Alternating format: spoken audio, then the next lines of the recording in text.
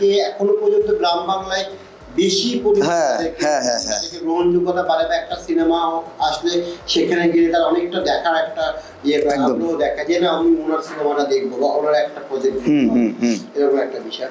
তো আজকের দিনে দাঁড়িয়ে মানে এই যে আমরা যখন কাজ করতে যাচ্ছি, তো কাজ করতে যাওয়ার ফলে কি হয়, অনেক সোশ্যাল মিডিয়াতে কার কত বেশি ফলোয়ার সেই অনুযায়ী আমরা কাজ দিই, বা আমরা ডিরেক্টর যারা আছে তারা দিই বা প্রোডাকশন দিই বা এইগুলো আমরা করি। তো সেই ক্ষেত্রে তুমি কোনটা চাইবে, মানে কি বলতে চাইবে যে আমার যার ফলোয়ার বেশি তাকে নিয়েও কাজ করা বেশি, না যার কাজের ক্ষেত্রে খিদে আছে তাকে নিয়ে কাজ করা বেশি? দ্বিতীয়টা, যার কাজের ক্ষেত্রে খিদে আছে। কারণ ফলোয়ার্স নিয়ে আমি কি করবো?